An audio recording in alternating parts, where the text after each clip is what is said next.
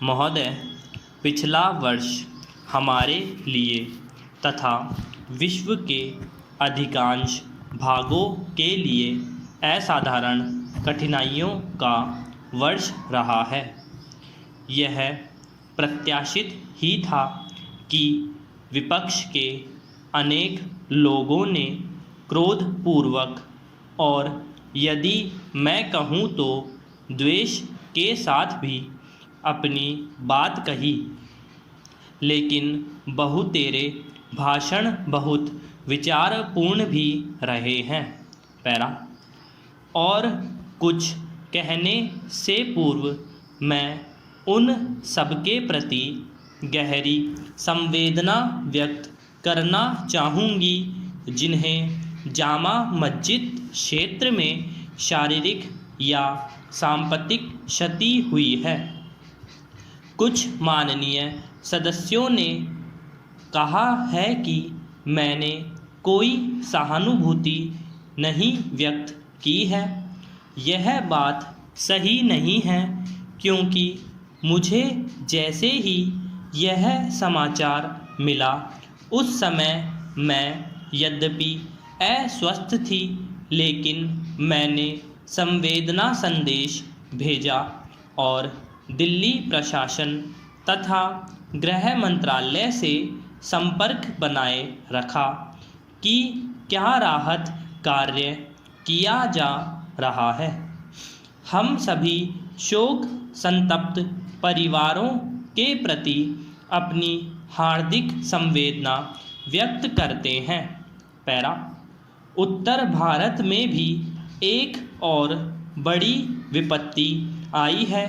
मेरा आशय हिमाचल प्रदेश में आए भूकंप से है।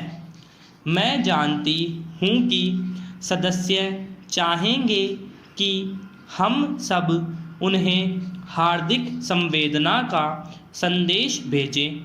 मैं सरकार की ओर से और अगर आप अनुमति दे तो सदन की ओर से भी उन सबके प्रति जिन्हें कष्ट पहुंचा है संवेदना व्यक्त करती हूँ। यह विपत्ति इसलिए और भी दुखद थी क्योंकि जिस समय भूकंप आया उस समय भारी हिमपात के कारण प्राय सभी संचार साधन ठप थे, जिससे अनेक स्थानों में सहायता समय से नहीं पहुंचाई जा सकी। हमारे पास अब भी पूरा ब्यौरा नहीं है, लेकिन हमने पूरी कोशिश की है और देश भर के लोगों ने अपीलों का उत्तर हार्दिकता से देते हुए कंबल और पैसे आदि भेजे हैं। हम उन सबको संवेदना प्रेषित करते हैं जो कष्ट पा रहे हैं। मैं यह भी कहना चाहूँगी कि अभी कुछ ही दिन पहले पिछले शनिवार को मैं तमिलनाडु में थी, जहां मैंने सूखाग्रस्त क्षेत्रों में कष्ट की हृदय विदारक कथाएं सुनी।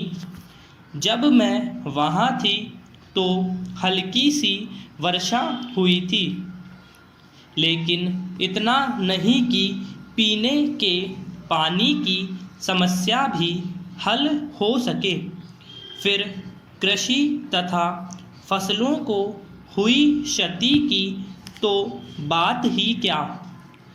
जहाँ तक सदस्यों द्वारा उठाए गए विषयों का प्रश्न है, एक माननीय सदस्य ने कहा है कि चुनाव कानूनों में सुधार के बारे में राष्ट्रपति के अभिभाषण में व्यक्त विचारों और मेरे सहयोगी गृह मंत्री जी के तथा मेरे विचारों में अंतर है।